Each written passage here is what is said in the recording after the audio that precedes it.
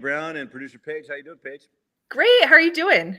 Well, we've been gone. We haven't seen you for like almost 3 weeks, but I today's a know. little bit different. We're going live on the video and the split screen, and we've got a little bit of home stuff going on. I'm making my world famous nut mix, and you've got like 4 kids to chase around the house while we do a podcast. Right? But we're going to show people how well we can multitask. Well, we hope, or they might be like, wow, it's crazier than I thought. Oh, heavens. Hey, today, you guys, on the show, we've got a lot of categories. We're going to try to follow the script today at about 4 to 5 minutes per topic. And like always, call in to standtallwithDaveBrown.com and,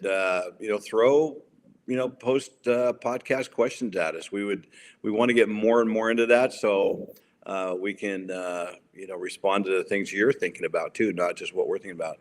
Paige, the first one's a really tough one. We're back in Oregon. That means springtime. That means we're back into track. And that means a couple of days ago, we had another big dust up on the young man named Aiden from Franklin High School, who's transgender, who goes by Ada now. And he just, by 7 yards, blew away the field at track meet. Social media has gone awry with it again. I've done a couple of videos on it on Reels. And Right. it's a big deal right now. What do you think? I mean, look, I get he's a kid, but this is wrong. This is wrong. And we know it's wrong. I mean, 7 seconds. I mean, you could see in the video what exactly 7 seconds ahead of the competition looks like. And I just think we can't do this, because otherwise, what is stopping every boy that's not making it in the boys league from declaring themselves to be transgender and just blowing out the females? Like we're erasing women. And I don't understand the people who are so entrenched on that, how you get them to see what they're doing, because they're the ones that would say they're feminists, they're for women. Yeah.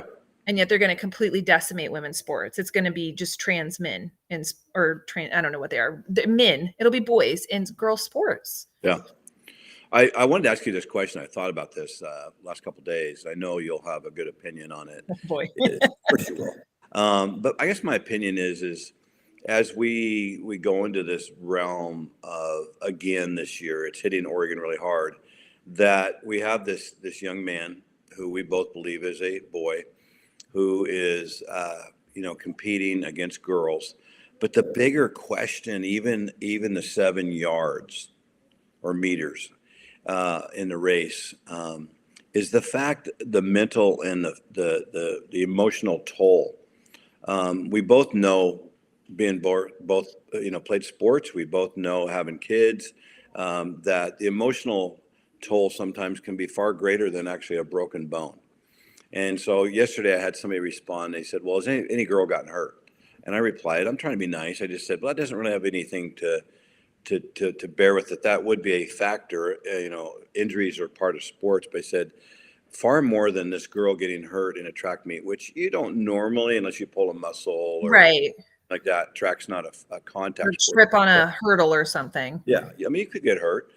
But it's the emotional, what we saw last year was the emotional, mental toll it was taking on the girls and their mothers and their families. I mean, I just think if that's your only concern, is that someone doesn't get physically hurt, I think you're starting from the wrong place. I mean, Yeah. These are the invisible scars that these girls now have to recognize that. I mean, there's a whole reason why I think girls' hurdles are 9 inches, I think it is, lower than boys' hurdles. There's a reason why we had to separate out. And I go to church with a woman who, she talks about the fact that there was no Title IX. So she had no sports to play in. She loves sports. She loves competing at, I don't even know, she's in her 70s with like a glass eye, but the woman had to be told by her doctor she had to stop playing softball because she'd had a couple, I think, knee replacements. And he was like, hey, I think now's the time to let it go. She'd still be playing. She played volleyball this year. So she loves sports. And she laments, like, she never got a chance to play those sports because there was no Title IX available for her. Right. And you're basically taking what, like 40, 50 years of progress that we've made in allowing a space for women to compete and show their athleticism, and you're erasing it within a couple of years because it's just, I can't rearrange biology. I was explaining this to my kids the other day. We can't rearrange biology. I can't give myself the muscular structure that men have. I can't give myself the lung capacity that men have, the height, the weight, all of those things. And I just think if you're coming at, well, no one got hurt, that's beside the point. No one Right. has to get hurt for it to be wrong. Well, I think, rolling on this today, we'll close out with this. I think we've said this all along, but now it's back on the hot burner. At Stand Tall, we stand for girls and women's sports to be their own. And we're not going to back away from that position at all. We totally, completely support Title IX and right gains and what President Trump did. And I also think, Paige, that, it's time now, with 80% of Americans feeling the way we do, that every single person that we come in contact with needs to stand up loud. And that means, going to school board meetings. That means writing emails and writing letters. Everybody can do that. Everybody can do that. And the pressure needs to turn around. I don't think this will stop, Paige, until, and this is really unfortunate that we put this on girls, because I've coached forever. Yes. And to put this on the kids to say, just don't compete. Stop, like they did in the college volleyball this year. Oh, absolutely. Or like there were those girls, was it in New Hampshire for track, that just said, we won't run. No. And I think you're right. It's unfortunate we're doing that to kids, because I really believe, and you've heard me say this, middle school and high school kids are so amazingly capable of so much, but they are still growing up. They're not quite ready for prime time to be out in the real world. They're almost ready at high school level, junior, senior in high school, but they're not quite ready. And today's world's very confusing. So please, everybody, stand up and fight for this. Hey, we're moving quickly, kind of in the same lane, though. Our Oregon Governor, Tina Kotek, is doubling down on this and defying President Trump's Title IX order, which is absolutely no surprise in Oregon at all. I mean, it's just, I'm so disappointed in her, but it doesn't surprise me a bit. She's going to double down on everything. But this one is, I think what's going to happen, and I really hope it does, it's going to come down to a power play between states and the federal government. And if they withhold a lot of the dollars, 30% of public education needs those dollars. That's what they get in their budget. They won't be able to operate the same way without it. And obviously, I'm not a Tina Kotek fan, but I find her to be an agenda-based, very selfish governor, and that's disappointing. And I hope she's listening to this, because I could sit down and show her kid after kid, mom after mom, who would tell her stuff that I think that it would be good for her to hear how much damage is being done. I guess I also, I don't know if you feel this way too, but I don't understand how the people who have the little placards in their yard that say science is science are going to argue about this. I don't get it. Yeah. Because I'm literally telling you what we've used thousands of years to discover, and especially within the last 100 years, the differences between men and women. And you're going to tell me science isn't science in this case. It is in every other case. It is if you're talking about climate change, unless there's a Tesla involved. Or I don't get this. I really don't. You're getting a little fired up. I mean, that's coming up here in the discussion, by the way. Oh, sorry. No, you're okay. I'm just tired of it. It feels like in every realm, when we're dealing with progressives, I mean, as much as I love people and I don't want to be hateful towards people, I'm just so tired of, there is this group of 20%, right? Like we see how it breaks down across the board on almost all of these issues, that want to live in this world where they just make up reality that's not. It's like the guy last time we talked who calls himself a turtle, and I'm like, I don't understand what your aim is in this. Yeah. Yeah, I think everybody out there listening to Paige and I, we have no problem going Bible-y on you. No, but I it's like, think right now, Paige has said, it's one of the reasons I love doing this with you on the show is that we can be brutally honest and blunt. And if people can't handle that, that's okay. But when it comes to the way this young boy, Aiden, was made, God made him. He made him a boy. He made him a male. He made him exactly the way he wanted to make him. And if you believe in God, Jesus, and creation, then he was created perfectly. And people would question and say, well, no, he really, wanted to be born a girl. No, God has the ultimate say on that. I always wanted to be 6'8", not 6'2". I wanted to play in NBA. I would have had to been a whole step quicker and 6 inches taller to have a shot. God didn't decide that for me. He made me exactly the way he wanted to make me. And I think, I would encourage everybody out there, when you look at this whole thing, Aiden was created perfectly by God as a boy, as a male.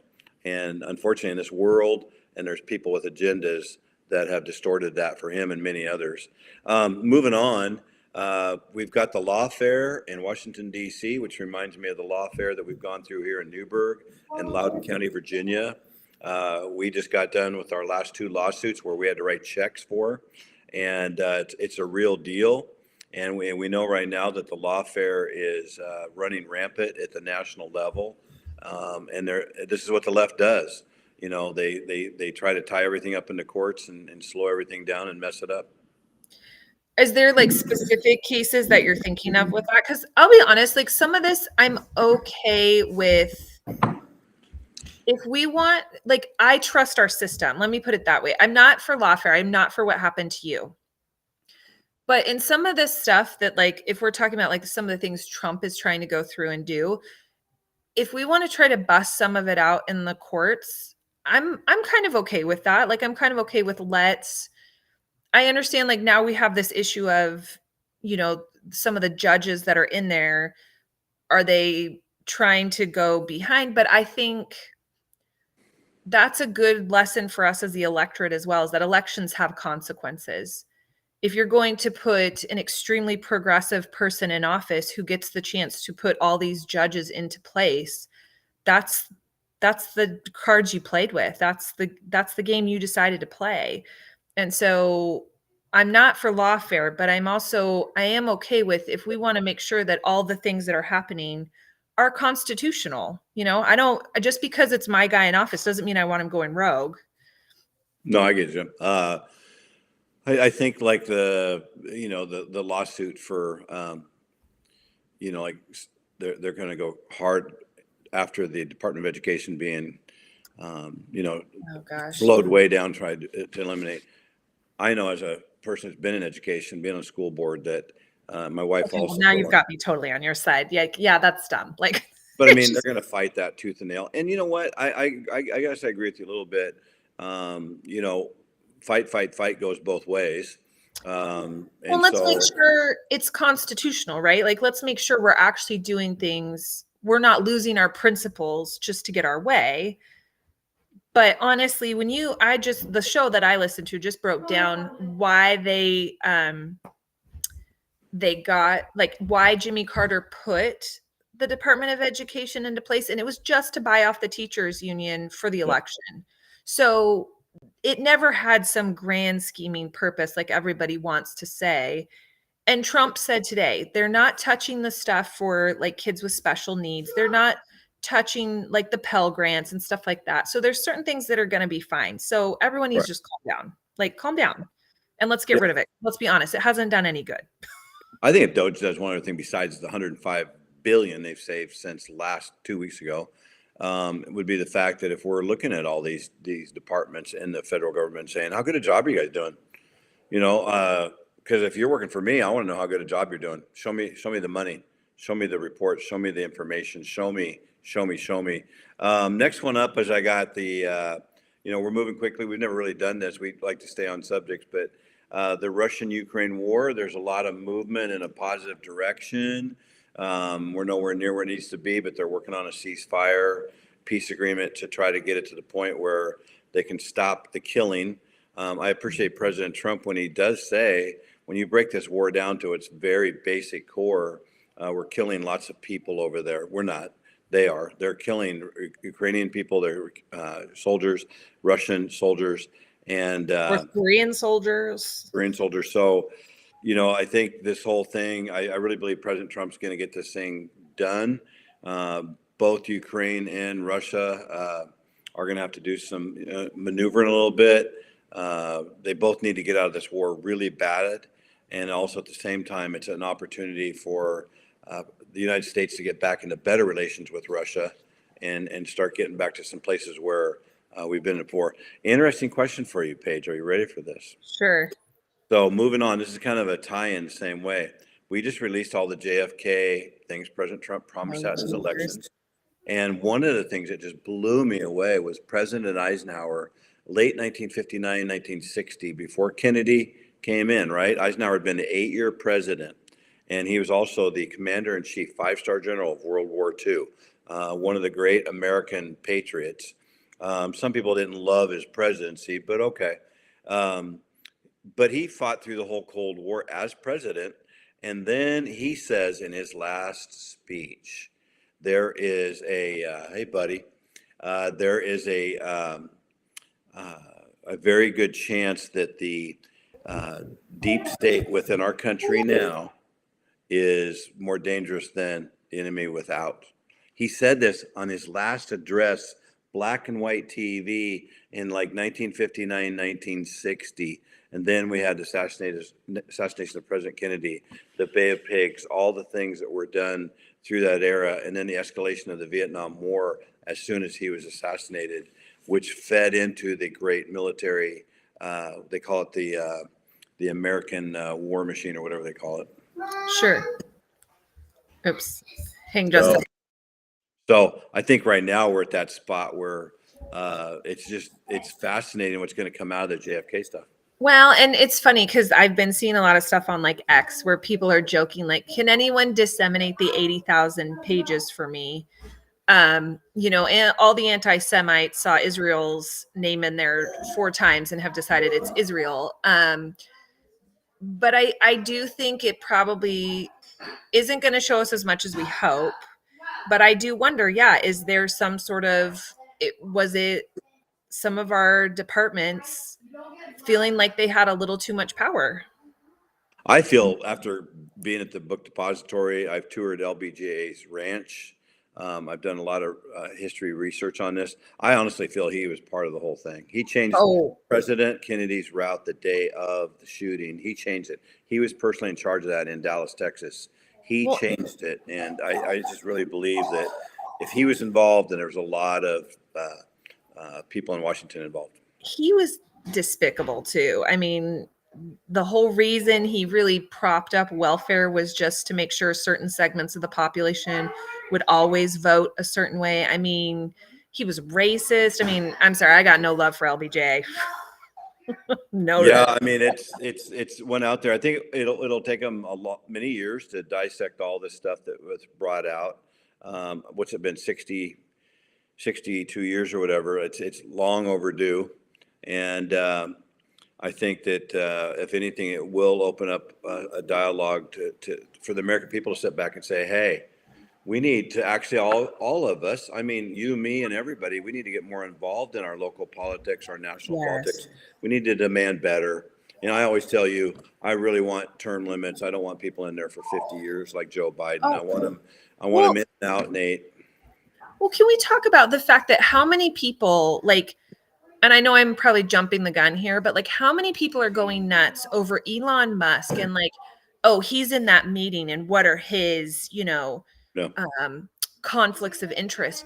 Every single one of them puts stock in money and moves it around as soon as they know there's going to be sanctions that are going to affect that company. I mean, the amount of hypocrisy from the people who are in charge of us that pretend like they are just the salt of the earth. They are as pure as the driven snow.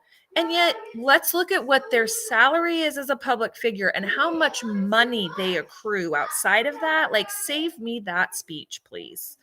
Well, look at all the people. I think when silence is pretty loud when they let Hunter Biden just run wild for 4 years, run wild, and yet they're all mad at Elon Musk. I mean, heck with that. I mean, these people got to like. That's where I lose any respect at all for people like that. Some of the Democrats that come out and actually say something, like a Joe Manchin. I have respect for Joe Manchin. Love to meet him. I mean, I wish he would run for president on the Democrat side. He'd be a much better candidate than what they'll come up with. And Gavin Newsom. When Gavin Newsom talks, you feel like the car's getting pushed around the back corner, to sell you a lemon. He's rolling the odometer back as he's talking to you. Oh yeah. Yeah. Hey, we're moving on again. Doge 2 weeks ago. I don't even know where they're at now. But 2 weeks ago, they'd saved over $105 billion so far. Again, people are all upset about some of the cuts. But at the same time, we talked earlier about we need to bring our spending under control. And anytime you deal with money, whether it's you and your household or me and my household, it's always tough. Money's a tough subject to talk about. I'm not understanding, because most of what he's going after is fraud and waste. And I don't get, who are these people who are okay with the amount of fraud and waste? Hey, we're having an extra duty show today. Everybody is coming in. Everybody's going to wave. Everybody's going to say hi. I'm having to yell, please be quiet from this room. You're doing a great job, Dave. We have a special guest today's show. The special family. We're real here at Stand Tall. No, but I forget which representative was making that point on I think the House floor, of just, you're all so upset at like the cuts, but you're not upset that these are all tied to fraud, that these were people defrauding the taxpayer. Yeah. And no one seems to be getting upset about that. The Democrats would have done a lot better for themselves on this Doge thing from a political capital standpoint if they would have just sat back and just jump on the train and go, yeah, let's get rid of all this waste. They can't, because they're involved in a lot of that waste and a lot of that hypocrisy of spending and the illegal spending. And so they can't. But if they did, then American people go, oh, yeah, they're doing across the aisle. They're working together. We're trying to get rid of people that are buying $400 hammers. The reason they can't is because they got companies buying the $400 hammers. So, it goes back to the hypocrisy of, when you've got yourself too exposed, if the thing gets exposed, they'll get exposed. I'm also like, the Democrats, like, now, don't get me wrong. Let me preface this by saying I've been alive long enough to know that with everything on their side, the Republicans can find a way to mess it up. Like, always have been able to, always will. Always will. However, I really don't understand the Democrats' play in so much of what's going on nationally with the politics right now. They're super against Doge. They wouldn't stand for the kid with cancer who was getting to be an honorary, what am I trying? Secret Service agent. Right. They're doubling down on the, boys and girls sports, like all of these things that I'm like, I really would love to understand what your political strategy is and what exactly your worldview is for America at this point, because pretty much everyone has told you that on these big key issues, they don't want what you're selling. And instead of like maybe reflecting and figuring out how we pivot to really reach American people, your game plan is to just double down and tell them they're racist.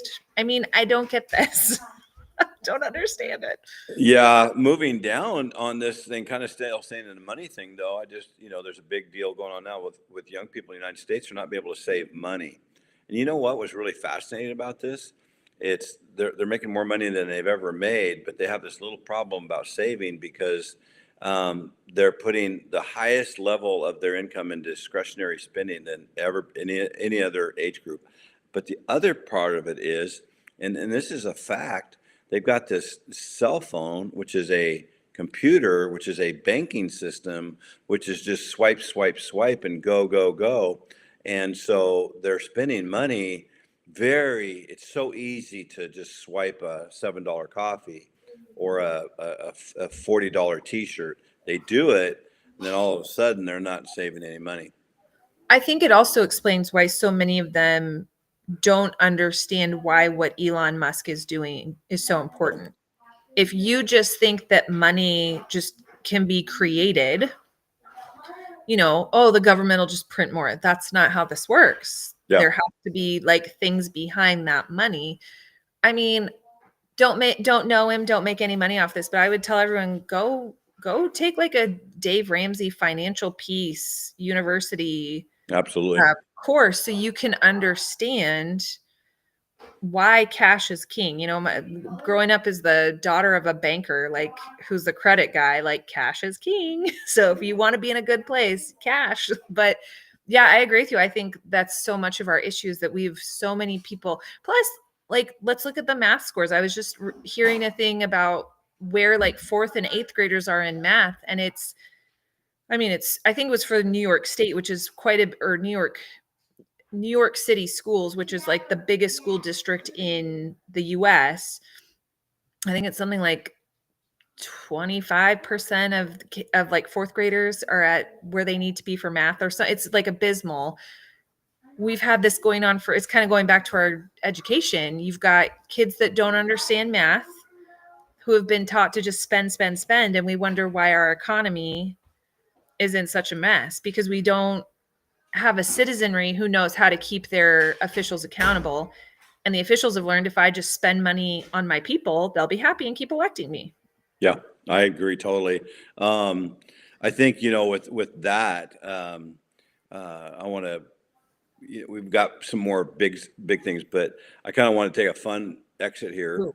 We just went on a 17-day trip. We were in Tombstone, Tucson, Mesa, Goodyear, Coachella Valley, Indian Wells, the whole 9 yards. So I just had a couple of quick stories about some of the fun stuff we saw down there. And then you can ask anything you want off at Paige. Yes. Sorry, We just had some fun experiences. We're at the BNP Open. We're in the front row. We get told about this kid named Wyatt Smith from the University of Arizona, #1 player there. He's not even ranked. He's playing his first pro tennis match. We're in the front row. I mean, Paige, front row, about a That's so 1,000 cool. about 1,000 seat stadium. We're sitting with all the Arizona people. His mom was like 5 seats. Judy met her away, and he plays Flavio Cobelli, the 40th ranked player in the world, has been as high as number 30, which is amazing. Good player. Colton beats him in 3 sets. Best tennis match I've seen since one of my high school guys won a big conference title. I was so into that match. It was so fun. It was just, and Judy too. I'm literally, Judy and I are out of our seats almost on every point. And at one point I turned around to all the people from Arizona and said, "Come on, you old people, make more noise." And he's a great player, great kid from Tenino, Washington. Small town. I used to sell hardwood lumber to his high school long before he was there. And just a self-made player. And great manners, great stuff. Wearing a fishing hat, a camouflage fishing hat. Oh my with gosh. a black cutoff tank top with just normal, shorts. But so fun, so full of integrity on the court. Great sportsmanship, but man, can he play?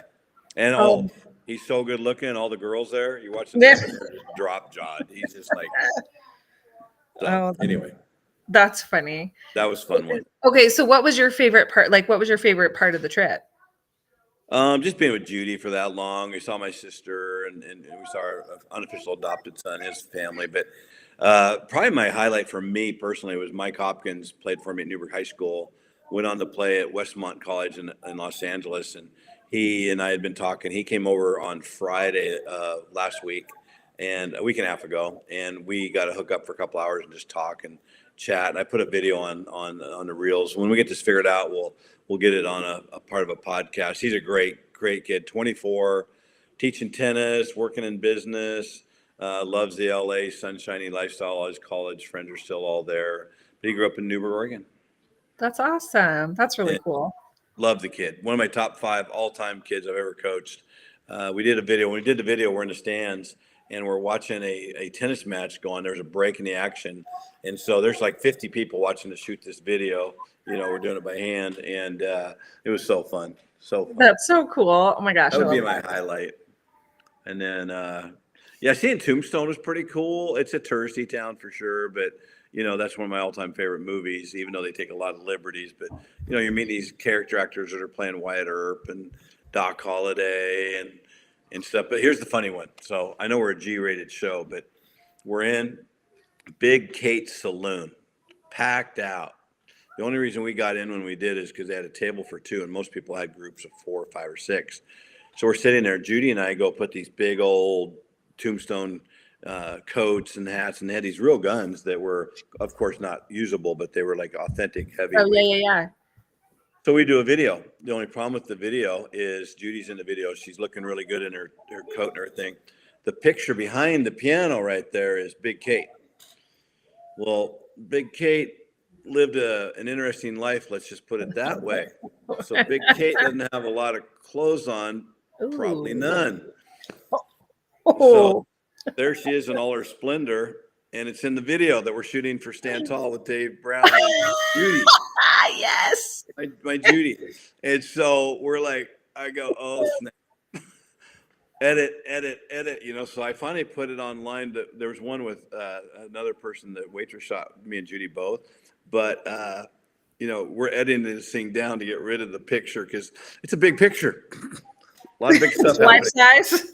Yeah, a lot of big stuff. So that was a funny moment. Oh my gosh, that's hilarious. Another Big one. We're in Goodyear watching my Cincinnati Reds play the Oakland A's, which are now in Sacramento for 3 years. Yes. So they say there's a storm coming. They start the game not at 1, but at noon. We buy box seats. We're really right behind home plate. About 4th inning, you can see the sand kicking up and the winds are kicking up, getting stormy, and you're going, okay, this game barely might not even get to the 5th inning. We continue on, few raindrops, 6th, 7th inning. We go into the 8th. It's 1-0. Oakland scores. It's 1-1. Wind's kicking up. You see the rain coming. A couple drops. Top of the 9th inning. Oakland scores 11 runs. We lose 1-12. We get smoked. Game's over. We do a couple quick pictures, and then we're heading for the car. Full on signs tipping over, things coming out of trees. The wind's blowing like 40 miles an hour. We get to the car, pouring down rain. It rains so hard in Arizona that it's nothing like we get here. It just they get flash flood warnings from it. They do. It was crazy. So we drive a couple miles, fight the traffic for half hour. We go to Texas Roadhouse to have a nice steak dinner. And then we come out of there, still pouring down rain. The freeways are just blocked out completely in the Phoenix area with wrecks everywhere. Oh my We go gosh. a couple of miles. We go to a movie theater, watch Captain America. What's your review? It was okay. I liked it. I mean, I haven't liked them for a long time, but this one was okay. Harrison Ford's in it, and yeah, it was okay. I mean, I think kids would like it. Yeah, it's funny. We went to see a movie and I was like super excited about it. And then I love the Paddington movies. I think the first 2 are hilarious. Like I think they did such a great job on the first 2. And so I was really excited about this third one. And as soon as they opened the door and it wasn't the original mom, I was like, oh no, I'm not going to like it. And the kids were like, it was good, but it wasn't as good as the first 2. And I was like, no, it wasn't. It was cute, but it was like, oh. As soon as I didn't see the original mom, I was like, well, there goes that franchise. Hey, we were in Mesa, Arizona, and my sister took us to the organ grinder, which is organ comes out of the stage. I put it on a reel, and it was an amazing experience. Great pizza, fun place, lots of people there. So we're in line for half an hour. These 4 ladies are behind me, about my age, maybe a little bit older, and this one lady behind me goes, hey, do you mind if I fix your collar? And I'm wearing my polo with, it's navy blue with flags all over it. Yeah. I guess my collar was up, and I said, okay. So she fixes my collar. Love your shirt. And I said, would you like my tattoo? So I showed my tattoo, of the dreaded American flag. And they were very conservative from Illinois and Iowa.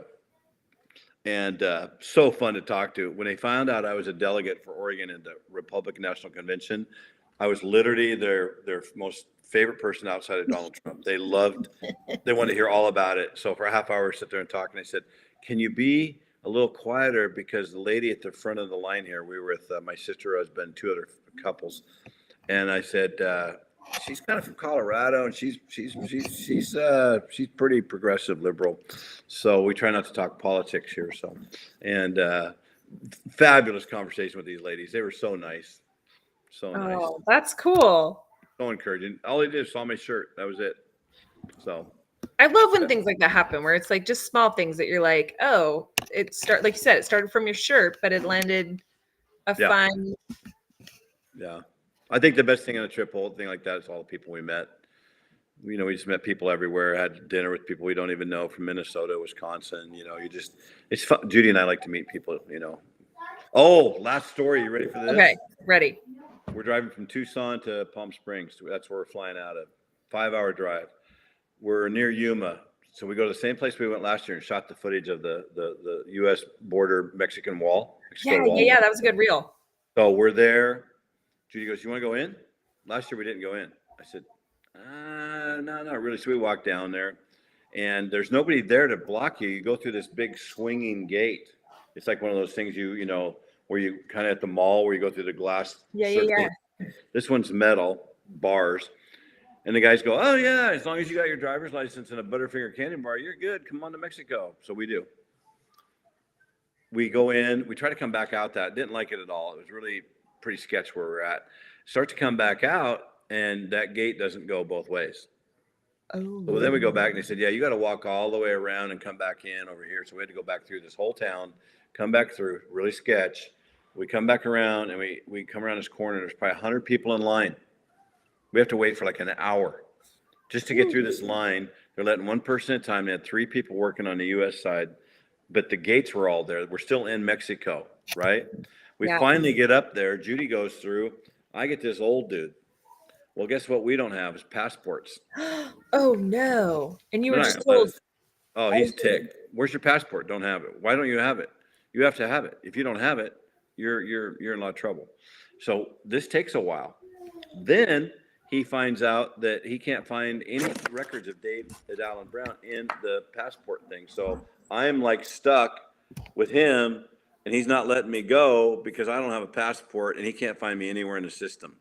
Yeah. Then he finally says, "Well, I know you're American. I'm going to let you come through this time, but boy, you better have your passport next time." Perfect. Lets me go. We get out to the car. I pull the passport out of my backpack. Guess what happened to it? What? It expired a year ago. Oh, no. So if I would have had it and it was expired, he probably just would have shot me right there on the spot, put me in prison. Oh, no. Hey, I just realized I'm so sorry. I got to go. Go. I misjudged timing. I thought my daughter's party started at 2:30. It starts at 2. I'm so sorry. You got to go. This is Stand Tall. We're flying by the seat of our pants today, Paige. We will make this up. I'm going to click you out. Yes. And have a great day at the birthday party. Hey, dude, how you doing? Good. Tell everyone to have a good day. Hey, bring me a piece of cake. All right. Sorry. Thanks, Dave. Bye, everyone. I'm back here. Paige and I are trying to work out. This has been a busy week. We just came back from our trip, flew in on 1 o'clock on Tuesday night, so it's messed up our whole week schedule. A few more things I wanted to talk to you about today, though. We just did some fun stuff there, but been talking about eating better. This is a tough one for me. I did something I've never done today. I actually looked up ingredients on containers. We were just with my unofficial adopted son and his wife and kids down in Tucson, Arizona, Murano, actually. And Heather was really explaining why she eats the way she does. She's gluten-free. One of her sons is gluten-free. And so we talked a lot about this. I don't know a lot about it. I'm a really picky eater, and I've eaten way too much sugar in my lifetime. So it's totally on me. I'm guilty. And when I say I eat 41 foods, I really do. I just don't like a lot of foods. And so that's on me 100%. But as I looked at this diet thing, also getting older, I want to, I've always toyed around with the idea, okay, eat better for a few days, and then it goes away. Well, I finally hit that point. I don't know what point that really is where I just said, done. As soon as we come back from our trip, I'm done. I'm not going to eat all the stuff I've been eating. Tons of sugar and cream, half and half in my coffee. No more pop. no more soda, no more candy, no more cookies. And I know that all sounds good. And everybody said, well, I've tried that 100 times. It doesn't work. And I understand that. For some reason in my brain and in my heart, I bought into it this time and I'm good. And so I'm day 3. I've lost 5.5 pounds in 3 days and I feel better. I really do. But I'm looking at ingredients on the side of a carton of food this morning, and I'm literally looking at things that like, what are they? JFK has really intrigued my interest over the last few months about this whole theory of what's in our foods, the color dyes, and all this kind of stuff. And I really think he's onto something. I really think that there are a lot of things that in America, anyway, we put into our foods that really aren't good, and that's unfortunate. But I never do it for me. And so I'm starting to do it for me. And it's tougher because a lot of you guys like certain foods that are pretty healthy, and I just don't like them. And that's tough. And so I'm pretty limited to, last time we had salmon, had a salad, and I had a little bit of applesauce. That's all I had with water. And I do like meat, and I like fish and chicken. I do like potatoes. I like apples and bananas, and things like that. The only vegetables are, uncooked sugar peas, snap peas, and carrots, uncooked, apples. On the vegetable side, what's the other one? Any kind of lettuce is fine. Cheese, nuts. So I'm really limited on what I can eat, but I'm committed to this time, and I'm really excited about it. And I don't know why this time. I'm just committed to getting in really good shape. I'm really committed to this. Here's the best advice I can give you right now on food. Years ago, I worked with a guy named Frank Baumholtz, and he was the weight room teacher at Newberg High School, former baseball coach. And Frank and I knew each other. We were co-workers. We didn't hang out off campus or anything, but Frank and I got along well. I'd go up there almost every day and say hi. But Frank said probably one of the most influential things I've ever heard. And I asked him one day about the whole ratio of how much do you exercise and how much do you eat? What's the thing? And Frank always had a boom answer. And he goes 80-20. 80-20. Frank reminded you of a Marine drill sergeant. He was just tough, and there was no pun intended sugarcoating anything with Frank. It was just boom. And it stuck with me. And 80-20, 80-20, 80-20, 80% diet, 20% exercise. And he's a fitness guy, extremely good condition. Worked out really hard. Coached a lot of sports, in his time. I think he's still coaching softball now, and good for him. I love Frank. But 80-20. So what's that really mean? That means if you're spending way too much time at the gym, but you're still eating not very good, that's me, it wasn't getting done, So if you're going to cheat on your food, you're just not going to get there. Simple as that. And so I know for me, I had to step back and say, okay, my coffee, I put just a tiny bit of milk in it, no sugar, and I have probably half a cup in the morning. Otherwise, it's just loaded with stuff, loaded. I had Wheaties over break. They were cheaper in Arizona, but I put a bunch of sugar on top. Again, you're just kind of like, really? So coming back out of this now, it's like, what am I eating? And I'm just going, I'm sticking with this thing. I am rock solid. I'll be going to the gym right after this to work out. And I'm tapering it to me because I'm older than some of you guys. And I'm doing it in a way where I want to be consistent every day. I biked 10 miles yesterday, which is the most I've done in a long time. That was fun. And so I just wanted to say, look at your ingredients in your food, start doing a little research, just get on Google like I did this morning. You're going to kind of go, oh, almond extract, by the way, made with almonds. There's a cereal that's really out of apricot and peach pits. They don't put nuts in there. They haven't since 2006. And so when they say almond, almonds involved in this, no, that's what it really is, and it's just in I think it was a box of Honey Nut Cheerios. And so there's all those things that I'm just like, okay, I'm going to learn all about this. So very simple diet for Dave Brown. Throw some exercise in there. Take my vitamins. I'm stretching a lot. I'm walking along with my exercise. And I'm bound and determined to follow Frank Baumholtz's 80-20 plan. So tell me how that works for you. I'm moving on a little bit to a fantastic story. A friend of mine named Steve Paulson let me know about a ring he found, or found through a family member. So Keller Paulson, I don't think that's his last name. A kid named Keller, and then Steve and Dawn got a hold of this ring through a family friend, and they helped find the original owner. The original owner was a kid named Justin Berger, who went to Newburgh High School and graduated in 2004. The reason I know this is he was best friend, or in a best friend group with my son Josh. And Justin was a tremendous athlete. I coached him many times in basketball. And Justin was a phenomenal baseball player. And as a sophomore, he was all state. He was so good. Justin could catch anything. I mean, he was just one of the best athletes, if not the best athlete I ever coached a lot on my teams.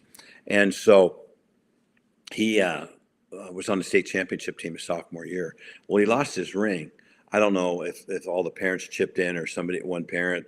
There was a lot of very baseball-oriented parents at that time. If somebody paid for that ring for him, or if his family had to buy it, however that worked out, I don't know. But he lost it, and it was found this last year on the road leading to Newburgh High School off of the main road. They remodeled it all. And by the way, Mayor Bill Roshacker and the city council and everybody in Newburgh that was part of that entire project, it's one of the best projects I've seen in my 61 years living in Newburgh. They took a road with no sidewalks hardly or anything like that and made a beautiful road with sidewalks and bike lanes and everything, and handicap accessible at every corner. Phenomenal job. That's where the ring was found. And so Steve Paulson, my buddy, who was one of our top listeners on our show, reached out to another friend of ours, and he said, "Oh yeah, I know this Justin is," and he got his ring back. Isn't that a cool story? 20 years or so after the fact. I haven't talked to Justin yet. I can't wait to hear what his response was. I've got the picture of it, and I'd love to have him on the podcast and just see what that means to him, because I would think for Justin, it would have to maybe bring back some really good memories of that team and reliving that experience a little bit, because when you're 20 years past high school, 21 years past high school, you're 21 years past high school. And then people look at you as a person that at 38, 39 years old, they're not looking at an all-state baseball player. They don't know anything about you. He was that good. And I'm so glad he got his ring back. What a fantastic story. I'm really proud of the guy who found it, Keller's dad, and that he would have the wherewithal to find the rightful owner. We all should do that, find the rightful owner if you find something. What a great story. So I'm kind of going through our whole list today. I want to get back. I'm going to finish on a sports segment right here. We were at the BNP Open, which is Paribas's big tournament down in Indian Wells, one of the top 6 tennis tournaments in the world. It's a 2-weeker like Miami, which is just outside the Grand Slams. We saw so much great tennis there. We saw, fantastic players. We're there the first 5 days of the tournament, so you see qualifiers, first rounders, people that aren't seeded. We saw players practicing. Sasha Zverev, we saw Djokovic, we saw Coco Gauff, Danielle Collins, just the list just goes on and on. Ben Shelton, one of my favorite players, until Colton Smith came along. Ben, you got to pick it up, man, because Colton Smith's tough. Yes, it was such an upsets like I've never seen at that tournament. But we're there. We met people from all over the world at that tournament. It's huge. There's 50,000 people there every day. When you go the first week, you're sitting in the front row, second row, watching Sasha Zverev practice right there in front of you on the smaller courts. So a fantastic experience. We had so much fun there. Another thing is the NCAA basketball tournament's going on right now. The way my life's worked around coaching, spring times have always been incredibly busy. Spring break, we'd always take off for the BNP tennis tournament. And so we'd see some of the second weekend stuff, but there's a game on right now on my TV, right over to my left, and watched last night as Missouri went down to not Drake, but what's the other school? They lost a 6 seed to an 11 seed. And man, I think it was Drake. So fun to watch all these NCAA games going on right now. Kids are playing. The losses are heartbreaking. Kansas Jayhawks lost first round. They had 5 turnovers in their last 7 possessions. Bill Self is the coach at Kansas. Great coach. And I'm sure he is sitting back today just looking at the mirror going, you got to be kidding me.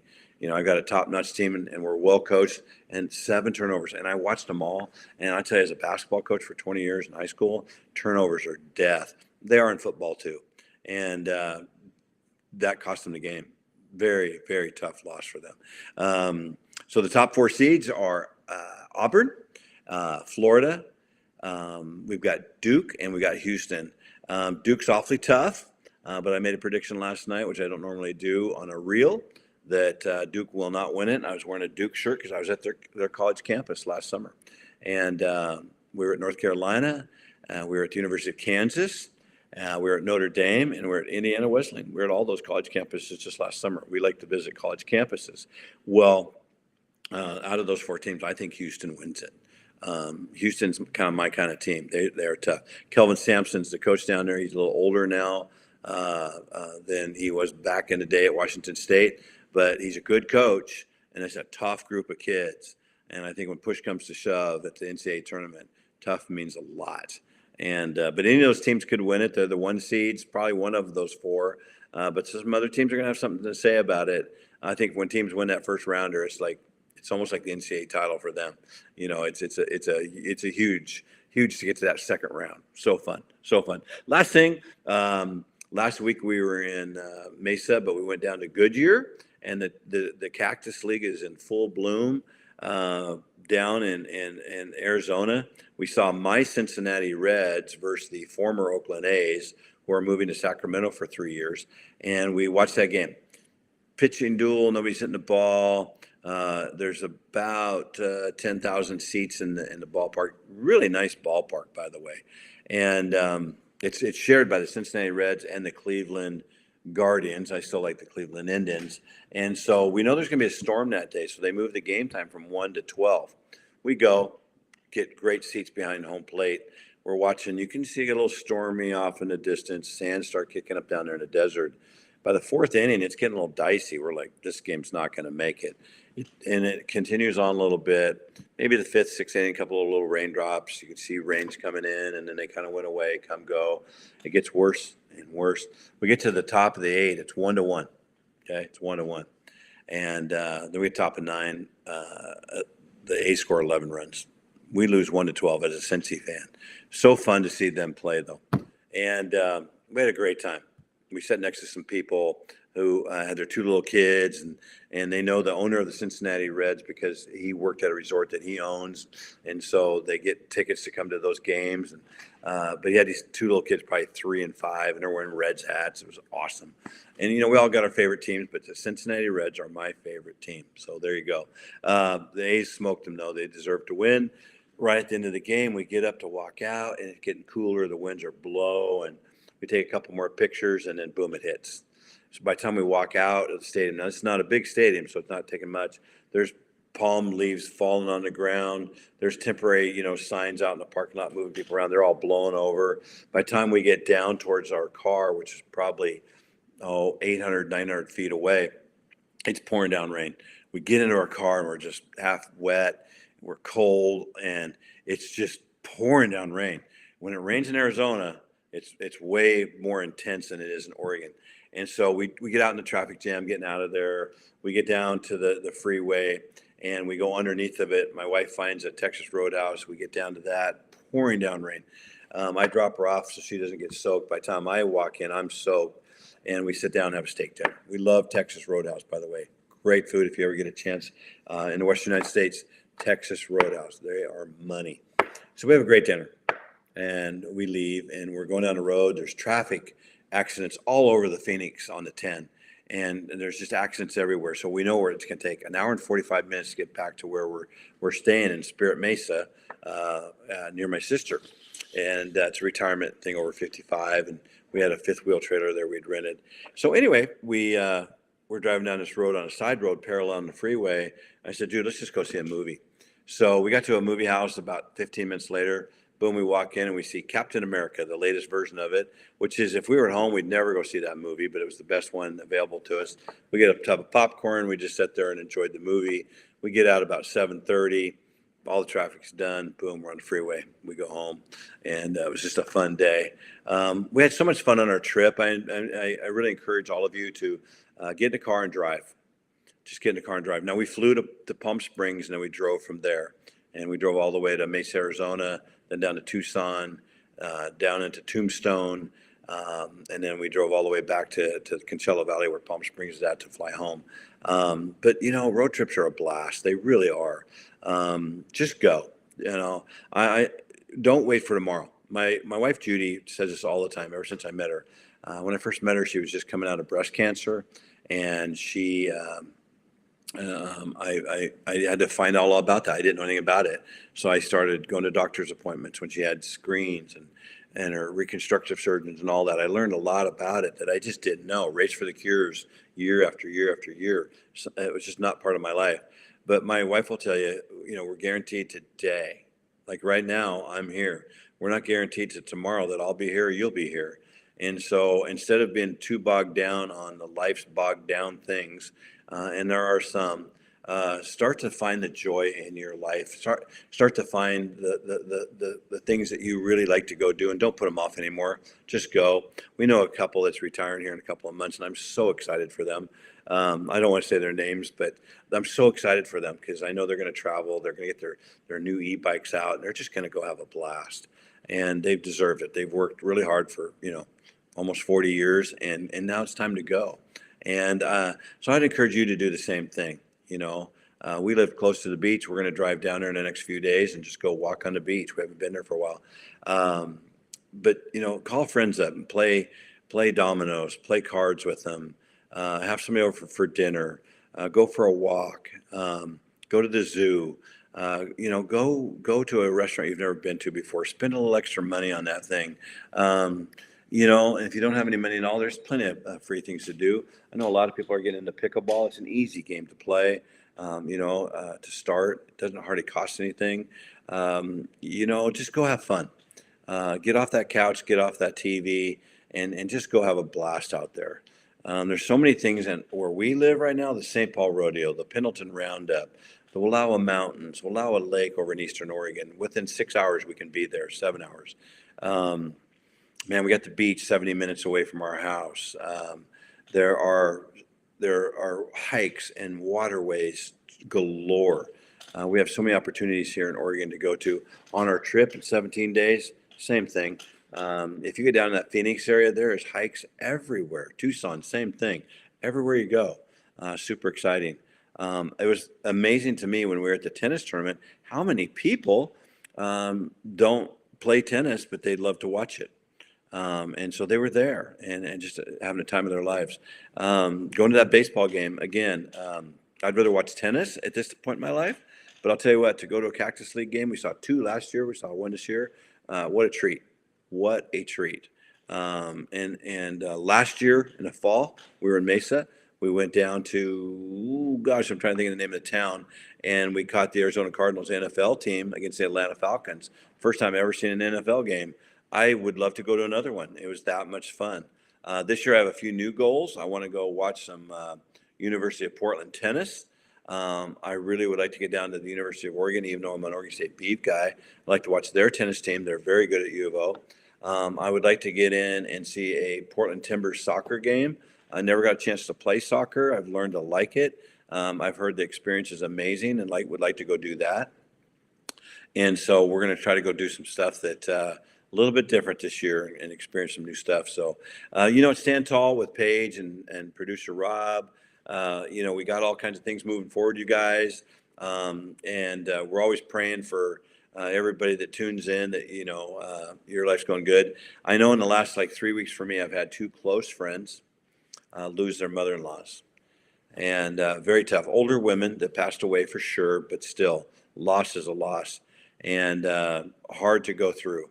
And so when my wife says, we're not guaranteed tomorrow, we're not guaranteed tomorrow. And so with that said, this is Dave Brown Stand Tall. Go to DaveBrownStandTall.com. We talk about education, politics, Jesus, sports, and people. So thanks for listening today. Peace out. Oh, by the way, just get the app, go onto Instagram, go onto X, go onto TikTok. TikTok's not that bad. There's a lot of fun little things on there. I think you'd really enjoy it, and it's all free. All you do is just get on your phone and punch that in. It'll pop up. You just put the app on. It doesn't cost you a dime, and I think you'll find a lot of our reels on there. We do a lot of them, and they're short. They're 5 seconds to 2 minutes max. And the stuff you don't like, you just move past. The stuff you do like, you hit it, and always hit a like for whatever ones you do like. We'd appreciate that for us. Hit a like on this, hit a like on our reels, and it just helps us out a lot more. So thank you so much.